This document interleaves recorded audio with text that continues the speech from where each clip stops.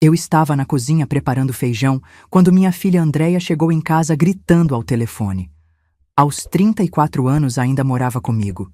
Dizia que era para me cuidar, mas eu sabia que era porque não conseguia pagar as próprias contas.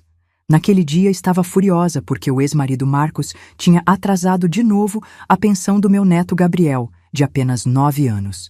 Quando desliguei o fogão e me virei para perguntar se ela queria almoçar, Andréia explodiu. Velha nojenta, não tá vendo que eu tô falando no telefone? E então aconteceu algo que eu jamais imaginei que viveria. Ela cuspiu no meu rosto. A saliva escorreu pela minha bochecha enquanto ela continuava gritando. Você só serve para atrapalhar. Devia ter ficado quieta no seu canto. Me limpei com o avental, engoli a humilhação e não disse uma palavra. O que ela não sabia é que naquele exato momento algo dentro de mim despertou. E no dia seguinte, quando ela acordasse, descobriria que tinha perdido tudo, até mesmo o que mais amava. Meu nome é Marta Oliveira. Tenho 67 anos e sempre fui uma mulher de caráter. Criei minhas 2 filhas sozinha depois que meu marido nos abandonou quando Andréia tinha apenas 6 anos. Trabalhei como costureira durante 38 anos para dar educação e uma vida digna para as meninas. Comprei minha casa no bairro Sagrada Família, aqui em Belo Horizonte, com muito sacrifício, sempre sonhando que um dia seria um lar cheio de amor e respeito. Mas nos últimos 3 anos, desde que Andréia voltou a morar comigo depois do divórcio, minha própria casa se tornou um inferno. Ela me tratava como empregada, gritava comigo na frente do Gabriel e eu sempre me calava pensando no meu neto. Mas naquele momento, olhando meu reflexo no espelho do banheiro, com o rosto ainda úmido da humilhação, algo dentro de mim começou a despertar. Antes de continuar, me conta aqui nos comentários de qual cidade você está me assistindo. Não esquece de se inscrever no canal e deixar aquele like para me ajudar a continuar trazendo essas histórias para vocês. Durante a tarde, enquanto Andréia saía para resolver suas coisas, deixando Gabriel comigo como sempre, fiquei pensando em tudo o que havia passado. Meu neto me abraçou e me sussurrou algo que partiu meu coração. Vó, por que a mamãe grita tanto com você? Aquelas palavras inocentes me atingiram como um raio. Me dei conta de que Gabriel estava crescendo achando que era normal faltar com respeito aos idosos, especialmente com as mulheres. Ele estava aprendendo que podia tratar as pessoas assim e que não haveria consequências. Abaixei na altura dele, segurei suas mãozinhas e respondi com calma. Às vezes os adultos ficam nervosos, meu amor. Mas a avó vai resolver isso, pode confiar. Aquela noite, depois que todos foram dormir, me sentei na cozinha com uma xícara de chá de cidreira e comecei a enxergar minha situação com clareza. Andréia não estava ali para me ajudar. Ela estava me usando. A casa estava no meu nome. As contas eram pagas com minha aposentadoria. E eu ainda cuidava do Gabriel enquanto ela ficava procurando emprego, ou pelo menos era isso que ela dizia. Mas o que eles não sabiam era que eu tinha muito mais controle sobre minha vida do que imaginavam. Pensei em todas as vezes que havia engolido uma humilhação. Todas as vezes que ouvi minha filha me chamar de inútil, de velha chata, de peso morto. Todas as vezes que ela revirou os olhos quando eu tentava dar um conselho ou participar de uma conversa. Lembrei de quando ela chegou com as amigas em casa e me apresentou dizendo que eu era a mãe dela que morava ali com ela, como se eu fosse uma hóspede na minha própria casa, como se aquelas paredes não tivessem sido erguidas com meu suor. Lembrei de quando Gabriel estava doente com febre alta e Andréia saiu mesmo assim para encontrar as amigas, deixando comigo a responsabilidade de cuidar dele a noite inteira. Quando ela voltou de madrugada, nem perguntou como o menino estava. Pensei também na minha filha mais nova, Fernanda, que morava em outra cidade com o marido Jorge e raramente aparecia. Quando vinha, era só para criticar. A casa precisava de reforma, eu precisava emagrecer, eu precisava fazer isso ou aquilo. Nunca um obrigada. Nunca um reconhecimento. Naquela madrugada silenciosa, com apenas o barulho do relógio na parede, tomei uma decisão. Não ia mais ser a vítima silenciosa da minha própria história. Não ia mais aceitar migalhas de respeito na casa que eu construí. Não ia mais ensinar ao meu neto que estava tudo bem tratar os outros daquele jeito. Peguei um caderno velho que tinha na gaveta e comecei a fazer uma lista. Precisava de um plano. Não podia simplesmente explodir e gritar, porque isso não resolveria nada. Andréia continuaria me vendo como uma velha louca e histérica. Não, eu precisava agir com inteligência, com estratégia. E, acima de tudo, precisava me proteger legalmente. Olhei ao redor da minha cozinha, aquela mesa onde havia costurado tantas roupas para sustentar minhas filhas. Aquele fogão onde havia preparado milhares de refeições com amor.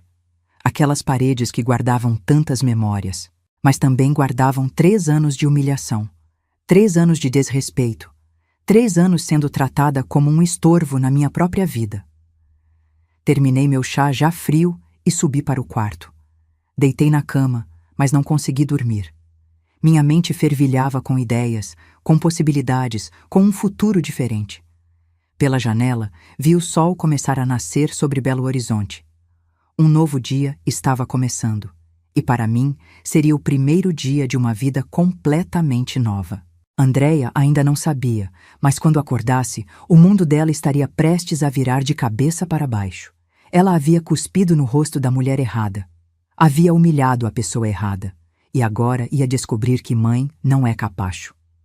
Levantei da cama com uma certeza que não sentia há anos. Não havia mais volta. O que estava feito, estava feito.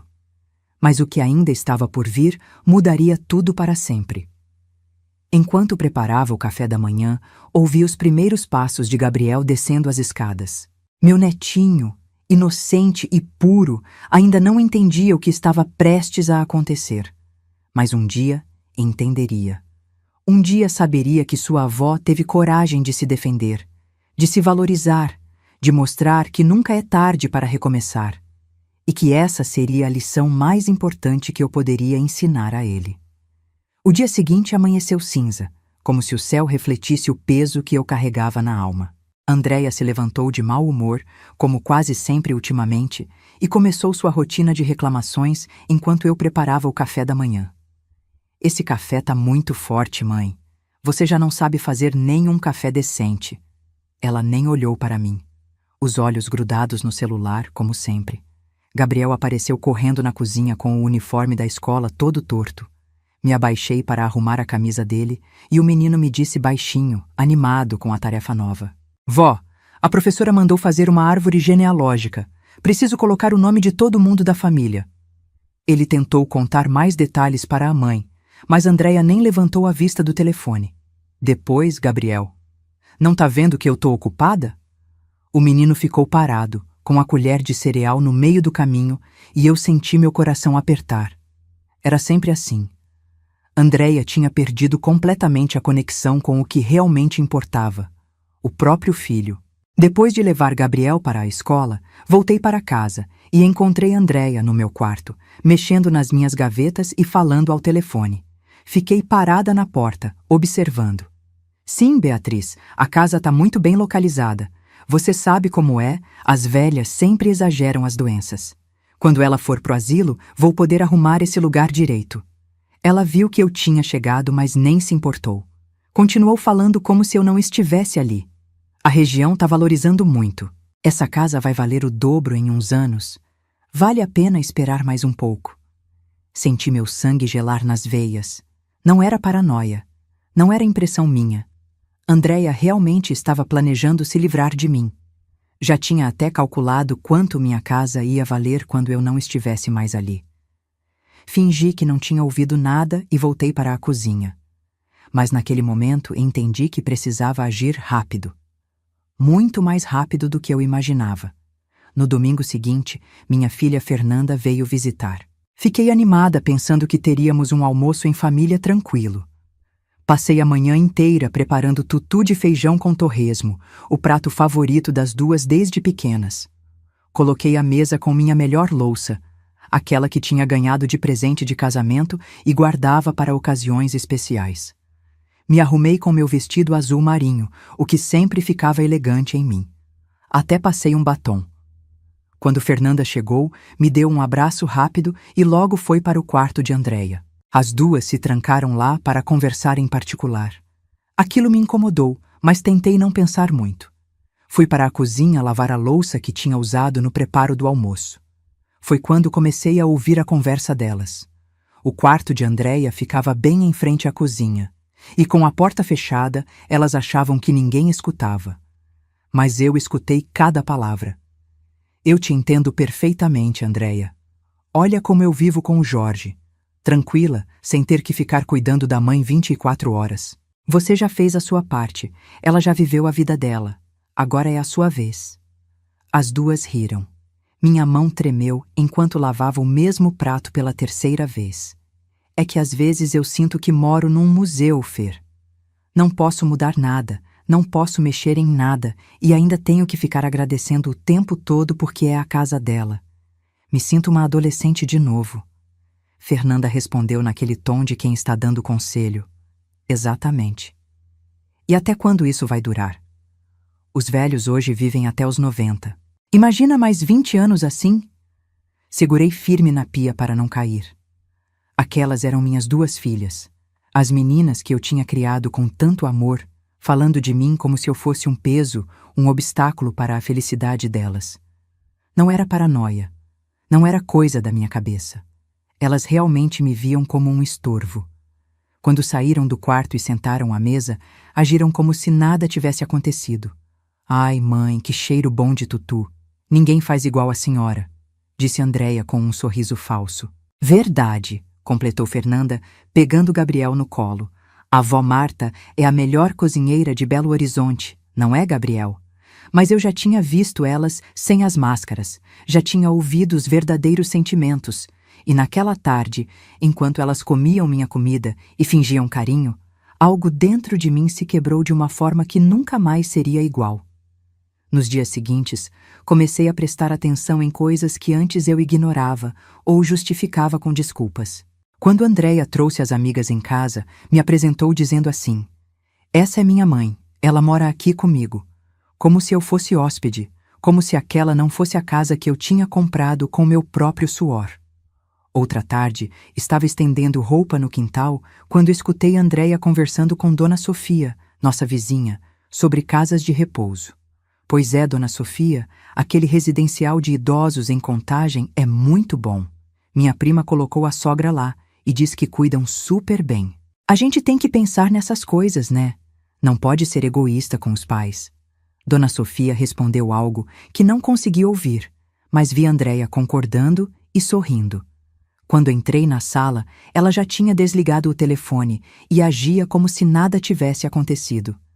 No dia seguinte, ela veio com outra. "Mãe, a senhora não acha que precisa fazer mais exercício? Devia ir naquelas aulas de yoga para a terceira idade. Ia fazer bem para a saúde." Parecia preocupação, mas eu já sabia que não era. Era só mais uma forma de me empurrar para fora de casa, de me fazer sair, de ter o espaço só para ela. Cada palavra, cada gesto, cada olhar que antes eu interpretava como cuidado, agora eu via pelo que realmente era.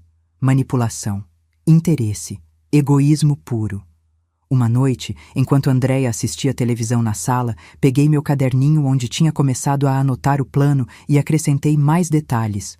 Precisava de um advogado. Precisava entender meus direitos. Precisava saber exatamente o que fazer para me proteger. No dia seguinte, enquanto ela estava fora, liguei para o Dr. Álvaro, um advogado que tinha feito o inventário quando meu pai morreu anos atrás. Marquei uma consulta para a semana seguinte, em um horário que eu sabia que Andreia estaria ocupada. Não contei para ninguém. Não dei nenhum sinal. Continuei fazendo tudo como sempre, cozinhando, limpando, cuidando de Gabriel. Mas por dentro, eu estava me preparando. Cada humilhação que eu engolia agora tinha um propósito. Cada desrespeito que eu testemunhava era mais uma prova do que eu precisava fazer. Cada palavra maldosa que eu ouvia era mais combustível para a decisão que eu estava prestes a tomar. Andreia achava que eu era fraca. Achava que eu ia aceitar tudo calada até o dia em que ela me colocasse num asilo e ficasse com minha casa. Fernanda achava que eu era ingênua, que não percebia os planos delas. Mas elas estavam enganadas. Eu tinha passado 67 anos nessa terra. Tinha criado 2 filhas sozinha. Tinha trabalhado 38 anos como costureira. Tinha comprado uma casa com meu próprio dinheiro. Eu não era fraca. Nunca fui. Só estava esperando o momento certo de mostrar isso. Na terça-feira seguinte, entrei no escritório do Dr. Álvaro com o coração acelerado, mas com a mente mais clara do que nunca. Ele me recebeu com aquele sorriso gentil de sempre e ofereceu um cafezinho. Dona Marta, que bom ver a senhora. O que a traz aqui? Contei tudo, cada detalhe. A cusparada, as conversas que escutei, os planos delas de me colocar num asilo. Ele me ouviu com atenção, fazendo anotações. Dona Marta, a casa está registrada apenas no seu nome? Sim, doutor. Comprei sozinha, trabalhando como costureira. Ele abriu um sorriso de alívio. Então a senhora tem todo o direito legal de fazer o que quiser com sua propriedade. Sua filha é apenas uma moradora, não tem nenhum direito sobre o imóvel. Aquelas palavras foram como música para meus ouvidos. Ele explicou o processo de despejo, os prazos legais, a documentação necessária. Mas então me deu um conselho que mudou tudo. Meu conselho, Dona Marta? Se mude primeiro. Encontre um lugar para a senhora, organize sua vida e só depois notifique sua filha. Vai ser mais tranquilo e seguro. Foi naquele momento que tudo mudou na minha cabeça. Eu não ia apenas me mudar. Ia recomeçar minha vida inteira. Aos 67 anos, ia provar para mim mesma e para todo mundo que nunca é tarde para ser feliz. Nos 2 meses seguintes, me tornei uma pessoa diferente. Durante o dia, continuava sendo a Marta de sempre, cozinhando, limpando, cuidando de Gabriel. Mas nas horas vagas, quando Andréia saía, eu procurava apartamentos. Foi assim que encontrei aquele cantinho no bairro Santa Teresa. Um apartamento pequeno, de 2 quartos, no 3º andar de um prédio antigo, mas bem cuidado. A varanda tinha uma vista linda da cidade. Assim que entrei, senti que era ali. O dinheiro que eu tinha guardado em segredo durante todos esses anos de aposentadoria dava para pagar 6 meses de aluguel adiantado. Fechei o contrato sem contar para ninguém. Comecei a separar minhas coisas aos poucos. Guardava uma caixa aqui, outra ali, sempre quando Andréia não estava em casa. Minhas roupas, minhas fotos, meus livros, minha máquina de costura que estava guardada no quartinho dos fundos. Marquei o dia. Seria numa quinta-feira, quando Gabriel tinha atividade na escola e Andréia sempre o acompanhava. Eles costumavam sair às 9 da manhã e só voltavam depois das 3 da tarde. Quando chegou o dia, meu coração batia tão forte que eu achei que fosse sair pela boca. Andréia saiu com Gabriel, reclamando que eu não ia junto, como sempre. Fique em casa descansando, mãe. A senhora já está muito velha para essas coisas. Mal sabia ela que aquela seria a última vez que eu ouvia uma ofensa daquelas. Às 9h30, o caminhão de mudança chegou. 3 homens educados que trabalharam rápido e em silêncio. Em 4 horas, tudo o que era meu saiu daquela casa. Minha cama, meu guarda-roupa, minhas panelas favoritas, cada lembrança que realmente importava. Deixei a casa impecável, limpinha, organizada, mas vazia da minha presença. E no meio da mesa da cozinha, deixei a carta que tinha escrito e reescrito dezenas de vezes. Andréia, por 3 anos eu aguentei humilhações, gritos, desrespeito. Você cuspiu no meu rosto e eu me calei. Mas o silêncio não é fraqueza, é estratégia. Esta casa é minha. Foi comprada com meu suor, com meu trabalho, com minha dignidade. Você tem 30 dias para sair. Não vou mais permitir que me trate como um estorvo na minha própria vida. O processo de despejo já está em andamento através do meu advogado, Dr. Álvaro. Não adianta me procurar, não adianta implorar. Você teve anos para mudar. Escolheu não mudar. Agora vai ter que arcar com as consequências. Marta. Tranquei a porta pela última vez e entreguei as chaves para o advogado, conforme combinado. Ele ficaria responsável por todo o processo legal. No meu apartamento novo, deitei no sofá que os moços tinham acabado de montar e simplesmente respirei. Pela primeira vez em 3 anos, respirei em paz. O telefone começou a tocar às 4 da tarde. 1 vez, 2, 3, 10, 20. 42 chamadas perdidas quando finalmente desliguei o som. As mensagens começaram a chegar. Mãe, o que a senhora fez? Volta aqui agora. Não acredito que você fez isso comigo. Onde eu vou morar com o Gabriel? Você não pode me fazer isso. Eu sou sua filha. Cada mensagem era mais desesperada que a outra. Mas eu não respondi. Não naquele dia. Precisava daquele silêncio, daquela paz, daquela sensação de finalmente estar no controle da minha própria vida. Passei 3 dias organizando o apartamento, colocando cada coisa no lugar, pendurando minhas cortinas, plantando minhas flores na varanda, criando um espaço que fosse verdadeiramente meu. De manhã, acordava e tomava café olhando a vista da cidade, sem gritos, sem reclamações, sem ninguém me tratando mal. Era uma sensação tão boa que às vezes eu chorava. No 3º dia, finalmente atendi o telefone. Andréia estava aos prantos do outro lado. Mãe, por favor, eu vou mudar. Eu prometo que vou mudar. Volta para casa, por favor. Mantive minha voz firme, mais firme do que nunca. Andréia, você teve anos para mudar. Cada vez que me xingou, cada vez que me humilhou, cada vez que cuspiu na minha cara, você teve a chance de escolher ser diferente. Escolheu não ser. Mas, mãe, eu sou sua filha. A senhora não pode fazer isso. Posso sim. E já fiz. O processo legal já está em andamento. Você tem 30 dias para sair da minha casa. Para onde eu vou? O que eu vou fazer com o Gabriel? Você vai ter que descobrir.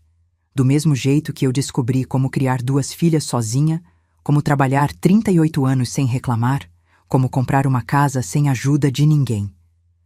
Você vai ter que virar adulta de verdade, Andréia.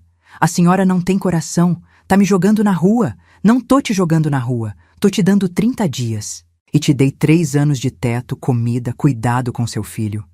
3 anos aguentando desrespeito. Agora acabou. Ela começou a gritar, a me xingar, a dizer que eu ia me arrepender, que era uma péssima mãe, que ela nunca ia me perdoar. Deixei ela falar. Quando terminou, respondi com calma. Tudo o que você está sentindo agora, Andréia, é exatamente o que eu senti cada dia morando com você.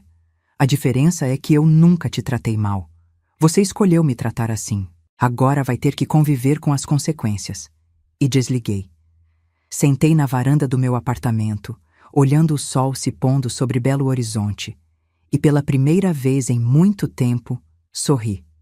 Um sorriso verdadeiro, de alívio, de liberdade. Tinha tomado a decisão mais difícil da minha vida, mas também a mais necessária. E não ia voltar atrás. As primeiras semanas no apartamento foram uma revelação. Acordava quando queria, comia o que tinha vontade, assistia aos meus programas favoritos, sem ninguém reclamando. A liberdade tinha um gosto doce que eu havia esquecido. Os vizinhos de Santa Teresa eram acolhedores. Dona Célia, que morava no apartamento ao lado, trouxe um bolo de fubá no 2º dia. Seu Osvaldo, do andar de baixo, se ofereceu para ajudar com qualquer coisa que eu precisasse. Era uma comunidade de verdade. Decorei meu cantinho do meu jeito. Cortinas floridas na sala, minhas plantas na varanda, minhas fotos de família nos porta-retratos. Cada detalhe era escolhido por mim, sem ninguém criticando ou dizendo que estava antiquado. As economias que tinha guardado em segredo durante anos me davam tranquilidade. Não era uma fortuna, mas era suficiente para viver com dignidade enquanto eu organizava minha vida. Uma tarde, o telefone tocou. Era um número que eu não conhecia. Atendi e escutei a voz chorosa do Gabriel do outro lado. Vó, cadê você? Por que você foi embora? A mamãe disse que você não quer mais a gente. Meu coração apertou tanto que doeu fisicamente. Respirei fundo antes de responder. Amor, a avó te ama muito, mais do que tudo nesse mundo, mas às vezes os adultos precisam tomar decisões difíceis para se proteger. Mas eu quero você aqui, vó. A casa tá triste sem você. Escolhi minhas palavras com cuidado para não colocar ele contra a mãe, mas também para ser honesta. Gabriel, a avó vai te ver sempre. Todo fim de semana você pode vir aqui no meu apartamento novo. Tem uma varanda linda onde a gente pode plantar flores juntos. Mas eu não posso mais morar com a sua mãe. Entende? Por quê? Porque às vezes as pessoas não se tratam bem, e quando isso acontece, a gente precisa se afastar para ficar bem. Mas isso não muda o amor que eu sinto por você. Nunca vai mudar. Combinamos que ele viria me visitar no sábado seguinte. Quando desliguei, chorei. Mas eram lágrimas diferentes. Não eram de humilhação ou tristeza. Eram de saudade misturada com esperança. Nas semanas seguintes, soube por terceiros que Andréia finalmente tinha conseguido um emprego de verdade. Estava trabalhando como atendente numa clínica e tinha alugado um apartamento menor, mais barato. O prazo dos 30 dias tinha terminado e ela saiu da minha casa sem fazer escândalo. O processo de despejo foi concluído formalmente. Dr. Álvaro me ligou para confirmar que estava tudo resolvido legalmente. Aquela casa era minha de novo. Podia vender, alugar, fazer o que quisesse com ela. Mas eu não queria pensar naquilo ainda. Mantive distância emocional de tudo relacionado a Andréia. Precisava focar em mim. Foi então que tive uma ideia. Uma ideia que mudou tudo. Por que não transformar meu talento de costura em um negócio? Tinha passado 38 anos costurando. Conhecia cada ponto, cada tecido, cada truque para fazer uma roupa cair perfeitamente no corpo. Comecei a ligar para antigas clientes, amigas que eu tinha feito ao longo dos anos. A notícia se espalhou rápido. Dona Marta voltou a costurar. Foi assim que conheci Solange, dona de uma loja de tecidos no centro. Ela me procurou interessada em fazer uma parceria. Eu costuraria roupas exclusivas e ela venderia os tecidos com desconto. Que tal abrir uma boutique pequena? Tem um pontinho vago aqui perto da minha loja. É pequenininho, mas dá para começar, ela sugeriu. A ideia me empolgou.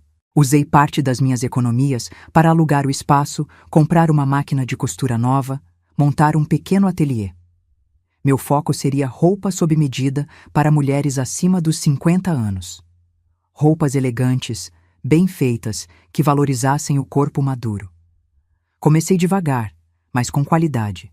Cada peça era feita com capricho, com atenção aos detalhes. As primeiras clientes apareceram por indicação e ficaram encantadas. Um dia, Solange entrou na boutique procurando um vestido específico. Ela parecia diferente, mais cansada. Preciso de algo bonito, mais confortável. Vou ter que visitar uns residenciais de idosos por aí. Meu coração deu um pulo. Residenciais? Para quem? Para mim. Meu filho está me pressionando a vender minha casa e ir morar num desses lugares. Diz que é para o meu bem, que vou ter companhia, que vou ser bem cuidada. Larguei a costura que estava fazendo e olhei diretamente nos olhos dela. Solange, você quer ir para um residencial? Ela começou a chorar ali mesmo, na minha boutique. Não, eu amo minha casa. Moro lá há 40 anos. Mas meu filho diz que se eu não for por bem, ele vai me internar à força, dizendo que não tenho mais condições de cuidar de mim. Segurei as mãos dela com firmeza. Não deixa ele te pressionar. Essa casa é sua. Você merece respeito. E se precisar de ajuda legal, eu te passo o contato do meu advogado. Contei minha história para ela. Tudo. A cusparada, a mudança, o despejo. Ela me abraçou chorando e saiu dali com outra postura, mais ereta, mais decidida. A partir daquele dia, a boutique começou a virar algo maior. As mulheres não vinham só para comprar roupa. Vinham para conversar, para desabafar, para pedir conselhos. Descobri que eu não estava sozinha. Muitas mulheres acima dos 60 sofriam abusos dos próprios filhos. Teve a dona Edith, cujo filho pegava metade da aposentadoria dela todo mês. A dona Lourdes, que era xingada pela nora na frente de todo mundo. A dona Teresa, que cuidava de 6 netos enquanto os filhos trabalhavam, mas era tratada como empregada. Cada história que ouvia me partia o coração e, ao mesmo tempo, me dava certeza de que tinha feito a coisa certa. Foi assim que surgiu a ideia do grupo de apoio. Toda segunda quarta-feira do mês, fechava a boutique mais cedo e recebia essas mulheres. Sentávamos em círculo, tomávamos chá de camomila e conversávamos. Não era terapia profissional, mas era um espaço seguro onde elas podiam falar sem julgamento. Compartilhávamos histórias, dávamos conselhos práticos, indicávamos advogados quando necessário. Solange foi a primeira a tomar uma atitude. Procurou um advogado, mudou o testamento, deixou claro para o filho que não ia vender nada. A relação deles ficou tensa, mas ela manteve sua casa. Dona Edith abriu uma conta bancária que o filho não tinha acesso. Dona Lourdes se mudou para um apartamento sozinha, longe da nora abusiva. Ver essas mulheres recuperando sua dignidade, sua autoestima, seu poder, era a coisa mais gratificante que eu já tinha vivido. Minha dor tinha tido um propósito. Meu sofrimento estava ajudando outras pessoas a não sofrerem. Gabriel vinha me visitar todo fim de semana, como prometido. Plantávamos flores juntos na varanda, fazíamos biscoitos, conversávamos sobre a escola. Nossa relação estava mais forte do que nunca, porque agora era construída em respeito e amor verdadeiro, não em obrigação. 6 meses depois de ter saído da minha antiga casa, eu não era mais a mesma Marta. Tinha um negócio próspero, amizades verdadeiras, um propósito. Tinha descoberto que recomeçar não era apenas possível, era libertador. E tudo isso porque um dia eu decidi que merecia respeito. 8 meses depois da minha mudança, a boutique estava prosperando. Tinha uma clientela fiel, encomendas garantidas para os próximos 2 meses e até consegui contratar Dona Célia, minha vizinha, para me ajudar nas costuras mais simples. Financeiramente, estava estável pela primeira vez em anos. Gabriel continuava vindo todo fim de semana. Nossa rotina era sagrada.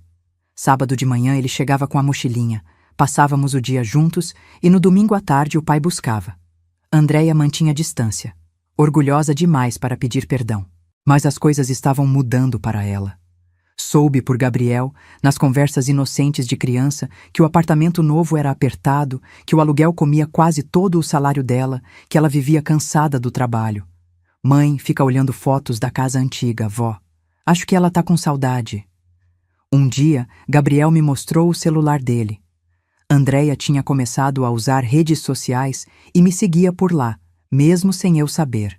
Postei algumas fotos da boutique, de um vestido que tinha ficado lindo, de um passeio que fiz com o grupo de mulheres no parque. Estava visivelmente bem, realizada, vibrante. Gabriel me contou que a tia Fernanda tinha vindo visitar a mãe dele e as duas brigaram feio. Tia Fernanda falou que a culpa é da mamãe, que ela estragou tudo, que agora a avó não quer mais falar com ninguém da família por causa do que a mamãe fez. Meu coração apertou, mas não pela Andréia. Apertou pelo Gabriel, que estava presenciando tudo aquilo. Conversei com ele com carinho.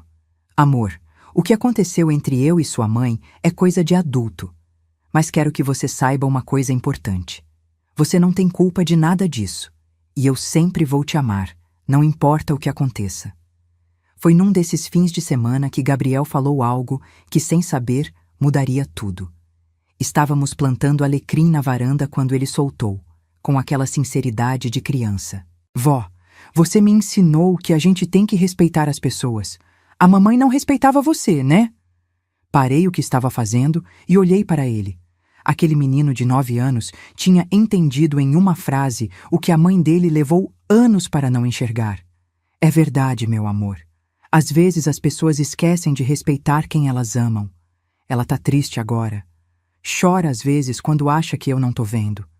Naquela noite, depois que Gabriel foi embora, fiquei pensando. Não sentia pena de Andréia, mas também não sentia mais raiva. Sentia apenas uma tristeza pela situação toda, pela filha que criei e que tinha se perdido no caminho. 3 semanas depois, Gabriel me entregou uma carta. Era da Andréia, escrita à mão, em papel simples. Abri com as mãos tremendo. Mãe, não espero que me perdoe. Não espero que me responda. Só preciso que saiba que estou em terapia. Toda semana, sem faltar. A psicóloga me fez perguntas que nunca tinha me feito. Por que eu achava que podia te tratar daquele jeito? Por que eu te culpava pelos meus problemas? Eu não tinha resposta, mãe. Fiquei semanas sem conseguir responder. Até que entendi. Eu estava repetindo o que o pai fez com a gente. Ele nos abandonou emocionalmente e eu fiz a mesma coisa com você. Te tratei como um peso, como um estorvo, quando você foi a única pessoa que nunca me abandonou. Cuspi no seu rosto. Essa imagem me persegue toda noite antes de dormir. Eu não peço perdão porque sei que não mereço. Só peço uma chance de provar que posso ser diferente, que posso ser a filha que você merecia ter tido. Andréia. Chorei lendo aquela carta. Chorei pela filha que eu tinha perdido e que talvez estivesse tentando se encontrar. Mas não respondi. Não ainda. Precisava ter certeza de que não era manipulação, que era transformação real. 3 meses se passaram. Gabriel continuava me contando, sem saber que estava me dando informações preciosas. A mãe dele estava diferente, mais presente. Fazia as refeições com ele, perguntava sobre a escola, não gritava mais. Ela me abraça antes de eu dormir agora, vó, e pede desculpas quando fica nervosa. Foi quando Gabriel me fez o pedido. Vó, a mamãe queria te ver. Só para conversar. Ela disse que entende se você não quiser, mas que ia agradecer muito se você desse essa chance. Pensei por uma semana inteira antes de responder. Conversei com o grupo de mulheres da boutique. Dona Solange me deu o conselho mais sábio. Marta, você não precisa perdoar completamente, mas pode ouvir. Ouvir não significa aceitar tudo de volta. Significa dar uma chance para a verdade aparecer.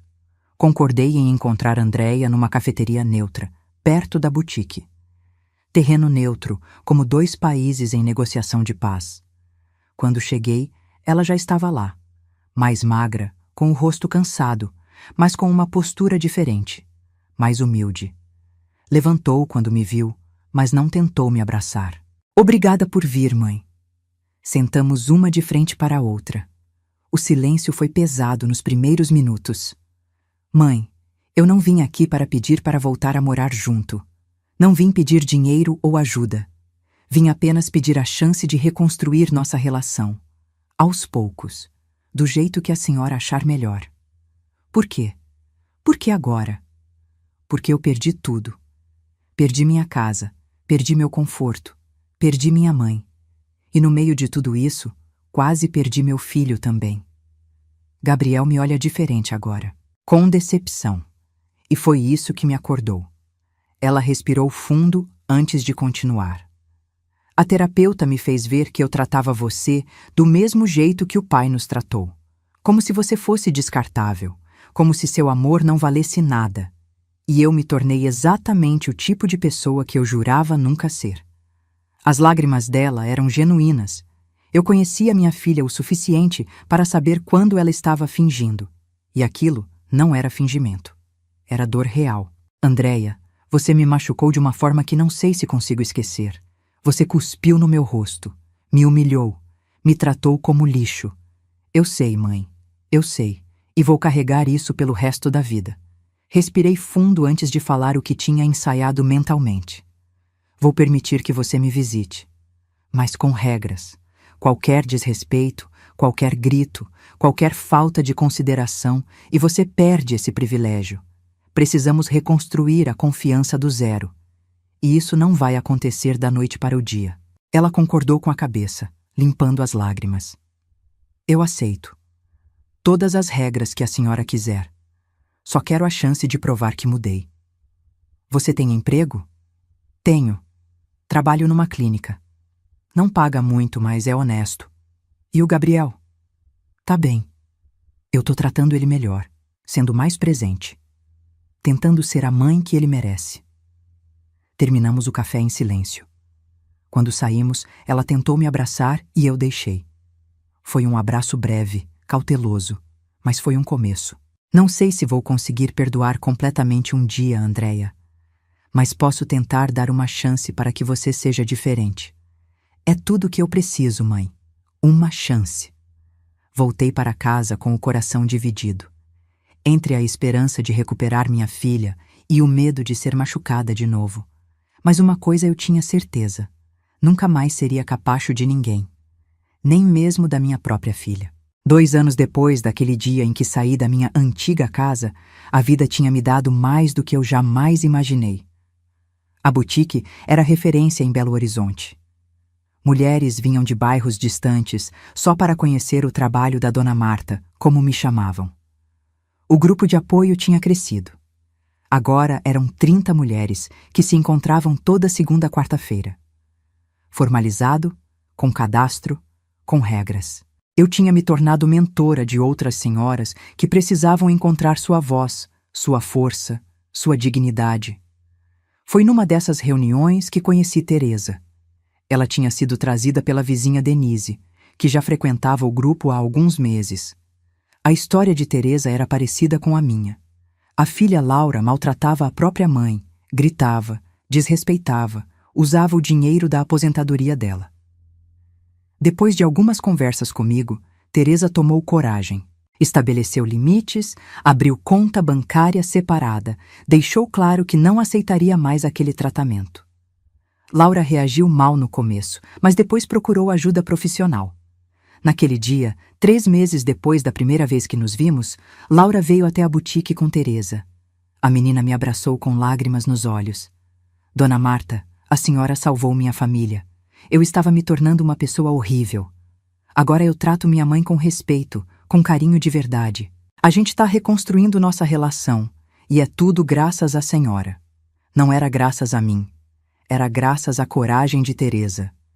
Mas saber que minha história estava ajudando outras famílias me enchia de propósito. Gabriel tinha crescido. Aos 11 anos, era um menino maduro, educado, respeitoso. Continuava vindo todo fim de semana e agora me ajudava na boutique. Atendia clientes, organizava os tecidos, até tinha aprendido alguns pontos básicos de costura. Vó, quando eu crescer, quero ter um negócio igual o seu, onde as pessoas se sintam bem. Aquelas palavras valiam mais do que qualquer dinheiro no mundo. A relação com Andréia tinha mudado completamente. Ela vinha me visitar uma vez por semana, sempre respeitosa, sempre carinhosa. Trazia flores, ajudava na limpeza do apartamento, conversava de verdade comigo. Nunca mais voltamos a morar juntas e estava tudo bem assim. Cada uma no seu espaço, mas com uma relação reconstruída em bases saudáveis. Ela me ligava só para conversar. Me mandava mensagens dizendo que estava pensando em mim. Tinha voltado a ser a filha que eu sempre soube que ela podia ser. Até Fernanda estava diferente, mais presente, mais atenciosa. Tinha entendido que poderia perder a mãe de verdade se continuasse tratando mal. Em setembro daquele ano, recebi um convite que me deixou sem palavras. A Universidade Federal de Minas Gerais queria que eu desse uma palestra sobre empreendedorismo na terceira idade.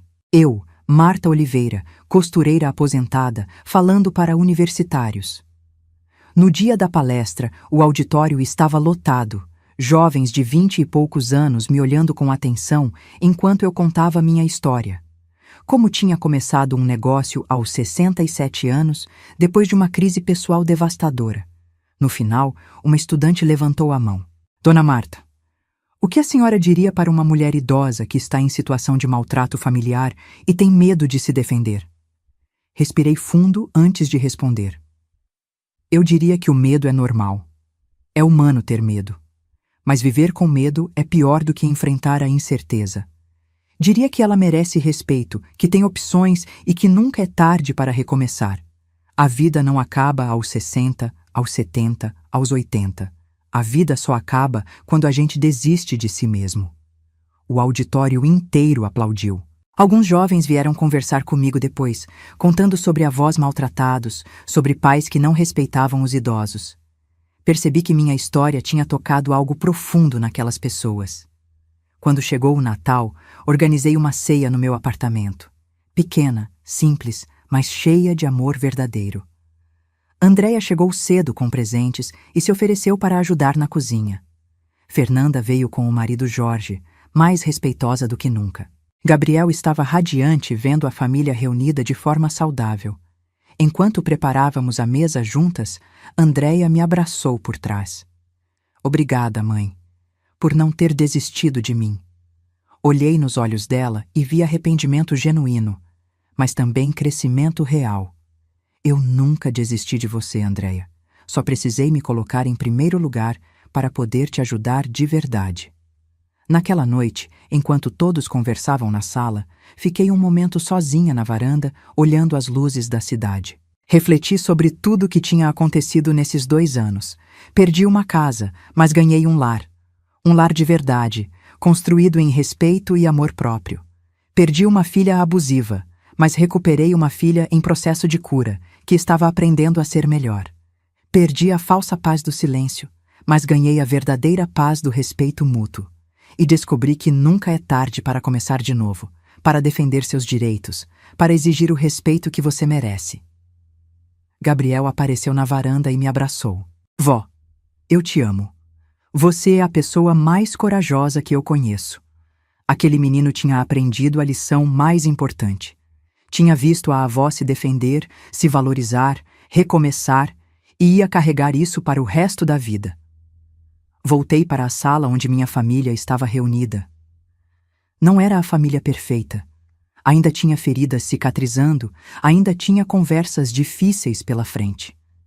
Mas era uma família real, construída em verdade e limites saudáveis. Aprendi que amor não é aceitar maus tratos.